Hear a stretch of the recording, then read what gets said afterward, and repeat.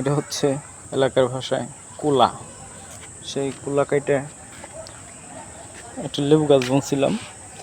তো বাড়িতে বাহিরে লেবু গাছ বোনার মতো জায়গা নাই, খাওয়ার উপযোগী কয়েকটা লেবু এই গাছে ধরে, যেমন এই যে ধরছে, এই যে ধরছে, এবার আর কি বিভিন্নভাবে টুকটাক করে খাওয়া যায়। গাছের ফলে এর আগেও ছিঁড়ছি অনেক।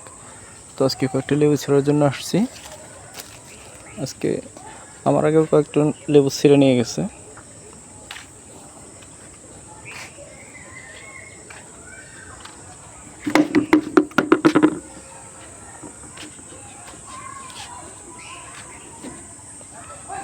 একটা 12 মাসি লেবু, এই যে আবার ছোট ছোট লেবু আসতেছে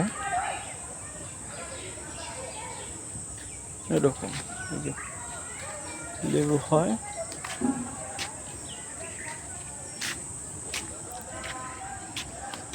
এটাও ছিঁড়তে হবে, এটা বাড়তি হয়ে গেছে।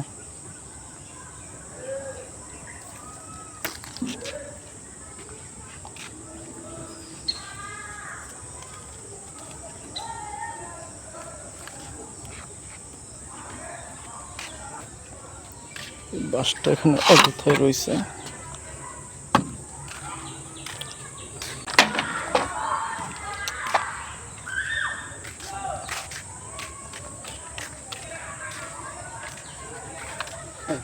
আর একটা ছোট লেবু গাছে চারা বুনছিলাম, সেটার মধ্যে হালকা কিছু ফুল আসছে, একটা লেবু ধরছেও। এটা গাছের প্রথম লেবু, এটা এলাচি জাত, অনেক সুস্বাদু, বিচি আছে। এই যে কি সুন্দর কলি বেরিতেছে, ফুল। আসলে এইসব ফুল দেখতে অনেক সুন্দর লাগে।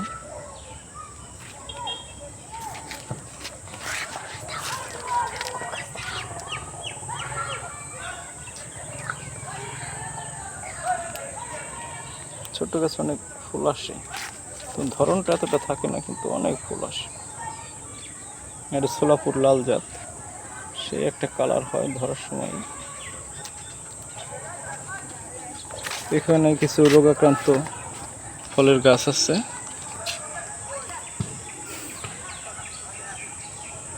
এখানে অনেক ডালিম, বা কোনো পরিচর্যা নাই, এমনি এমনি ধরেছে। কিন্তু এটার পাশায় শুধু পচন রোগ ধরে। যদি আমি এটার ট্রিটমেন্টের আগে করেছি, কোনো ফল পাই নাই, এই জন্য ট্রিটমেন্টটি করা বাদ দিছি।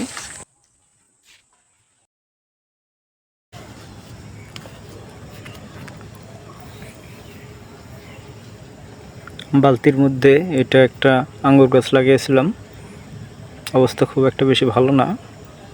তো এইভাবেই ফলের ঝুড়িতে লেবু গাছ, ডালিম গাছ, তারপর এটাও আর একটা আঙ্গুর গাছ, কিন্তু এটাই ধরছিল, বাট এমন চুইক্কা বা টক, যার খাওয়া যায় না। তার কারণে এটা কেটে ফেলানোর একটা সিদ্ধান্ত নিছি। কিন্তু দেখা যাচ্ছে যে এটা রিপ্লেস করার মতো এখনও আঙ্গুর গাছের ব্যবস্থা করতে পারিনি, এই জন্য এখনও কাটি নাই।